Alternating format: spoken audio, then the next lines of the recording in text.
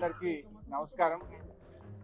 రాష్ట్రంలో అతిపెద్ద మార్కెట్లలో ఒకటైనటువంటి ఖమ్మం జిల్లా మార్కెట్ను గౌరవనీయులు మాజీ మంత్రివర్యులు కరీంనగర్ శాసనసభ్యులు గంగుల కమలాకర్ గారు, మాజీ మంత్రివర్యులు పువ్వాడ అజయ్ గారు, అదేవిధంగా పార్లమెంట్ సభ్యులు రవిచంద్ర గారు, జిల్లా పార్టీ అధ్యక్షులు శాసనమండలి సభ్యులు మధు గారు, సీనియర్ నాయకులు మాజీ శాసనసభ్యులు వెంకట వీరయ్య గారు, మరి కొండబాల కోటేశ్వరరావు గారు, అదేవిధంగా మిగతా సీనియర్ నాయకులు మాజీ శాసనసభ్యులు అందరం కలిసి ఖమ్మం మార్కెట్ను సందర్శించడం జరిగింది. రాష్ట్రంలో కాంగ్రెస్ పార్టీ వచ్చిన తర్వాత రైతుల పరిస్థితి ఆగమ్య గోచరంగా మారింది.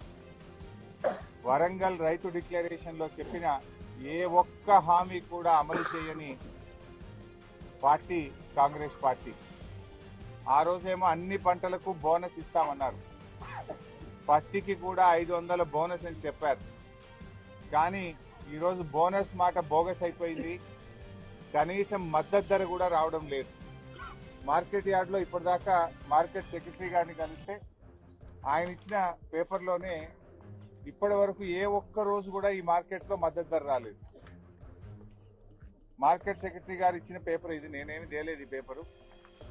ఇప్పటి వరకు యావరేజ్ గా 6,500 రూపాయలు కూడా మద్దతు ధర దాటడం లేదు. ఒకవైపు అకాల వర్షాలతోని పంట దెబ్బతిని రైతులు తీవ్రమైనటువంటి బాధలో ఉన్నారు. పెట్టుబడి సాయం కూడా ఇవ్వలే ఈ ప్రభుత్వం. పెట్టుబడి సాయం ఇవ్వలేదు. కనీసం మద్దతు ధరకైనా పంట కొంటారేమోనంటే మద్దతు ధర కూడా రావడం లేదు. అంటే 500 బోనస్ దేవుడికి కానీ 1000 రూపాయలు మద్దతు ధర కంటే తక్కువ కొంటున్నారు. అంటే 1,500 రూపాయలు నష్టం. 7,521 రూపాయలు పత్తి మద్దతు ధర అయితే ఈ రోజు వరకు ఈ మార్కెట్లో కొన్న యావరేజ్ రేటు 6,400, 6,500. అంటే ప్రతి క్వింటాల్ మీద 1000 రూపాయలు రైతు నష్టపోతున్నాడు. ప్రతి క్వింటాల్ మీద మీరు 500 బోనస్ అన్నారు. బోనస్ ఇవ్వాలని చెప్పి మేము ప్రభుత్వాన్ని డిమాండ్ చేస్తా ఉన్నాం.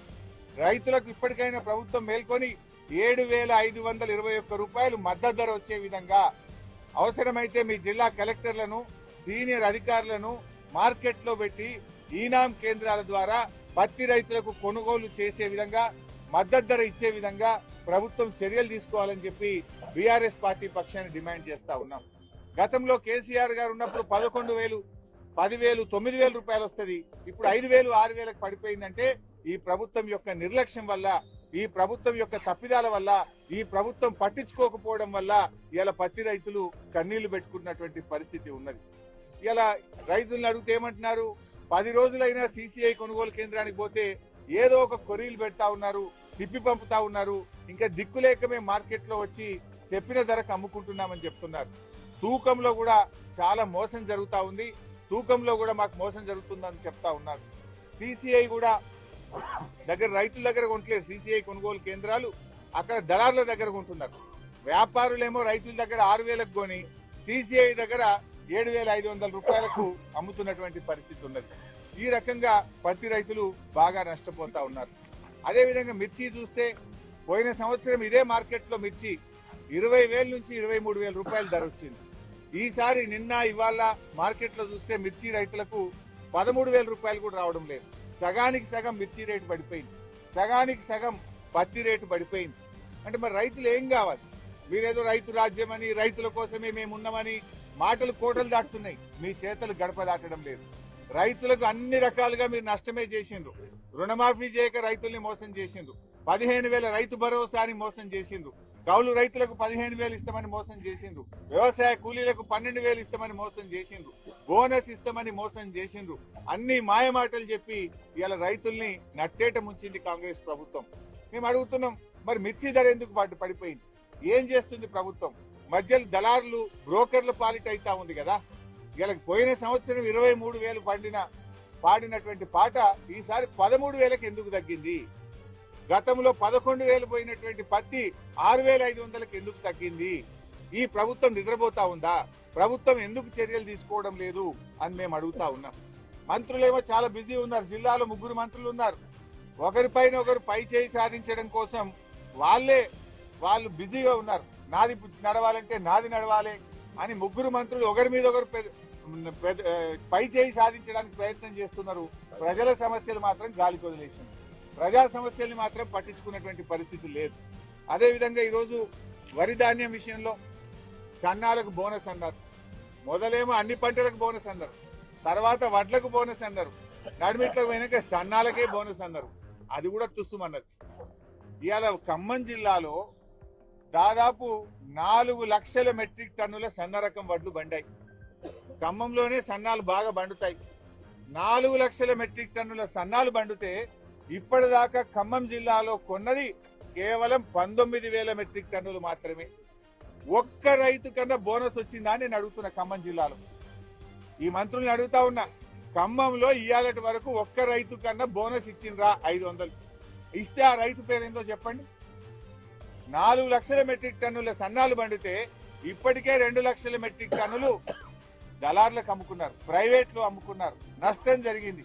మీరు కొన్నది 19,000 మెట్రిక్ టన్నులు, దాంట్లో ఒక్క రైతుకు కూడా ఇవాళటి వరకు బోనస్ రాలేదు. అంటే మీరంతా కూడా దగా చేస్తున్నారు. మీకు మీ సొంత కార్యక్రమాల్లో బిజీ ఉన్నారు తప్ప రైతుల కష్టాన్ని మీరు పట్టించుకోవడం లేదు. రైతుల గురించి మీరు ఆలోచించడం లేదు. ఎందుకు కొనరు సన్నాలు? సన్నాలు కొనడంలో కొర్రీలు ఎక్కువైనాయి. రకరకాల కొర్రీలు పెట్టి వేధిస్తే ఇంకా చూసి చూసి ఎక్కడ వర్షం పడుతుందని రైతులు 2100, 2,000కు, 23,200కు ప్రైవేట్ లో అమ్ముకుంటున్నారు. ఇక దొడ్డు రకం వడ్ల గురించి అయితే చెప్పాల్సిన అవసరమే లేదు. చాలా వరకు 1,800, 1,900కు బయట అమ్ముకుంటా ఉన్నారు. ఆంధ్రాకు పోతా ఉన్నాయి. ఆంధ్రా నుంచి వచ్చినటువంటి దళారులు కల్లాల్లోనే 1,800, 1,900కు వడ్లు కొనుక్కొని పోతున్న పరిస్థితి ఉన్నది. అంటే ఈ రాష్ట్రంలో వడ్లు సేకరణ బాగా తగ్గిపోయింది. ఆయన ఉత్తమ్ కుమార్ రెడ్డి గారు చాలా గొప్పగా చెప్పిండు. ఓ బ్రహ్మాండమైన పంట పండింది, 90 లక్షల మెట్రిక్ టన్నుల వడ్లు కొంటాం ఈసారి అన్నాడు. నిన్ననేమో వాళ్ళ కమిషనర్ మాట్లాడుతూ లేదా 70 లక్షలే కొంటాము అన్నాడు. మంత్రి 90 లక్షల పాట పాడితే కమిషనర్ 70 లక్షల పాట పాడుతున్నాడు. అంటే మా నడిమిట్లో 20 లక్షలు ఆడిపోయినాయి. అంటే దళార్ల పాలైపోయింది. రైతులు నష్టపోయారు. ఎంఎస్పీ దాకా 400, 500కు తక్కువ ధరకు దళారులకు అమ్ముకున్నారు. కారణం ఏంది? కొనుగోలు కేంద్రాలు సకాలంలో ప్రారంభం కాకపోవడం, గన్నీ బ్యాగులు రాకపోవడం, ట్రాన్స్పోర్ట్ టైఅప్ చేయకపోవడం, మిల్లుల టైఅప్ చేయకపోవడం, ఇవన్నీ కారణాల వల్ల చూసి చూసి దళారులకు అమ్ముకున్నారు. 90 లక్షల నుంచి 70 లక్షలకు తగ్గింది. నిజంగా మీరు కొనే వడ్లు 50 లక్షలు కూడా దాటే పరిస్థితి లేదు. అంటే సగానికి సగం ధాన్యం దళారుల పాలైపోయి రైతులు నష్టపోతా ఉన్నారు. ఏ విషయంలో మీరు రైతులకు మేలు చేశారు? వరి ధాన్యం కొనకపోతే మిర్చి ధర 23,000 నుంచి 13,000కు పడిపాయే. పత్తి ధర 10,000, 11,000 నుంచి 6,500కు పడిపాయే. ఒకవైపు ధరలు పడిపోతున్నాయి, ఒకవైపు బోనస్ రావడం లేదు. కనీసం మద్దతు ధరను కూడా అమలు చేయడంలో ఈ రాష్ట్ర కేంద్ర ప్రభుత్వాలు విఫలమైనవి.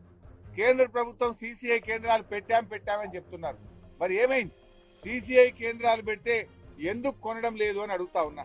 ఈ జిల్లా రిపోర్ట్ తీసుకుంటే సిసిఐలో కొన్నది తక్కువ, మార్కెట్లో వ్యాపారులు కొన్నది ఎక్కువ. సిసిఐ కేంద్రాల్లో 7,000 మెట్రిక్ టన్నులు కొంటే మార్కెట్లో దాదాపు 15,000 మెట్రిక్ టన్నులు కొన్నారు. అంటే జిల్లా మొత్తం కలిపి. అంటే దీన్ని బట్టి సిసిఐ తక్కువ కొన్నది, వ్యాపారులు ఎక్కువ కొన్నారు. సిసిఐ కొంటే మద్దతు ధర వస్తుంది, వ్యాపారులు కొంటే 1,000 రూపాయలు తక్కువ ధర వస్తున్నది. ఆ సిసిఐ కూడా కొన్నది, ఈ వ్యాపారులు కొన్నదే సిసిఐ కొంటుంది తప్ప రైతుల దగ్గర కొంటలేరు.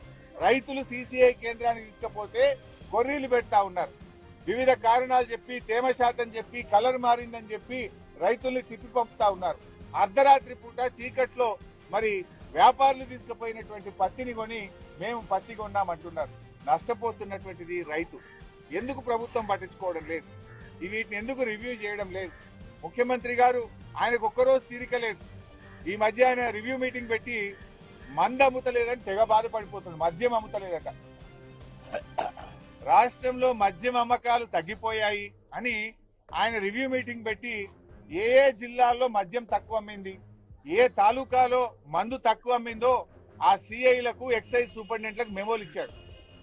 ఆ అధికారులకు నోటీసులు పంపాడు. నువ్వు తక్కువ అమ్మినవు మందు పోయినసారి కంటే, మందు ఎక్కువ అమ్ము, బాగా తాగిచ్చు ప్రజల్ని అని ఛార్జ్ మెమోలు ఇస్తున్నాడు రేవంత్ రెడ్డి. మరి రైతులకు మద్దతు ధర వస్తలేదు, రైతుకు వడ్లు అమ్ముతలేవు, పత్తి అమ్ముతలేదు, మద్దతు ధర రాకపోతే మాత్రం ఎవరికి మెమోలు ఇస్తలేడు. ఆయనకు రైతుల గురించి రివ్యూ చేసే టైం ముఖ్యమంత్రికి లేదు. మందు అమ్మకపోతే తెగ బాధపడుతున్నాడు రేవంత్ రెడ్డి. ఆయనకు ఈ తెలంగాణను తాగుబోతుల తెలంగాణ చేయదలుచుకున్నాడు. ఎక్సైజ్ అధికారులు తలలు పట్టుకున్నారు. మేము ఏం చేయాలా, మార్క్ రియల్ ఎస్టేట్ అవుట్ అయిపోయింది, ప్రజల దగ్గర డబ్బులు లేవు, ఈయనేమో అమ్మండి అమ్మండి అంటుండే. ఎవరికి అమ్మాలి? పిల్లలకు దాయిపియాలనా, ఆడవాళ్ళకి దాయిపియాలనా? మేము ఏం చేద్దాము, ఈ మందు కొనకపోతే కూడా మాకే తిప్పలు వచ్చిందని ఎక్సైజ్ అధికారులు తలలు పట్టుకుంటున్నారు. రాష్ట్రంలో 35 మంది ఎక్సైజ్ అధికారులకు మద్యం తక్కువగా అమ్మారని మెమోలు ఇచ్చాడు.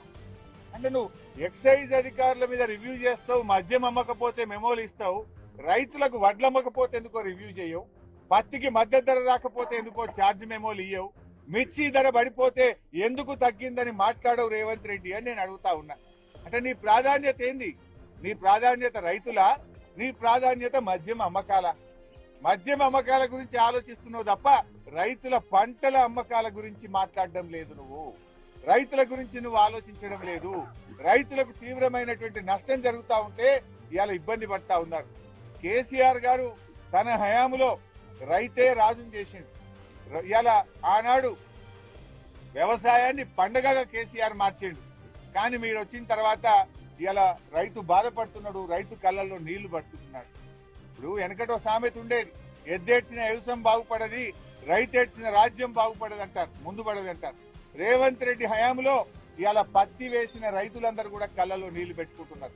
అకాల వర్షాలతో ఒకవైపు పంట దిగుబడి తగ్గింది, మద్దతు ధర రావడం లేదు, రేటు తగ్గింది, మేము ఏం చేయాలి అని పత్తి రైతులు బాధపడతా ఉన్నారు. నిజంగా నీకు రైతుల మీద ప్రేమ ఉంటే నీ కాంగ్రెస్ మేనిఫెస్టోలో పెట్టినట్టు వెంటనే రైతులకు అన్ని పంటలకు చెప్పిన 10 రకాల పంటలకు 500 బోనస్ ఇవ్వాలని బీఆర్ఎస్ పార్టీ డిమాండ్ చేస్తా ఉంది. అదే విధంగా ఖమ్మం మార్కెట్ లో సిసిఐ సెంటర్ కూడా పెట్టి ఇక్కడనే 7,521 రూపాయల మద్దతు ధరకు ఇక్కడే కొనాలని కూడా బీఆర్ఎస్ పార్టీ డిమాండ్ చేస్తా ఉంది. అన్ని మార్కెట్లకు మీరు అధికారులను పెట్టి రైతుల దగ్గర పండిందే తక్కువ, ఆ పండిన పంట 7,521 రూపాయలకు పత్తి కొనుగోలు చేయాలని చెప్పి కూడా బీఆర్ఎస్ పార్టీ డిమాండ్ చేస్తుంది.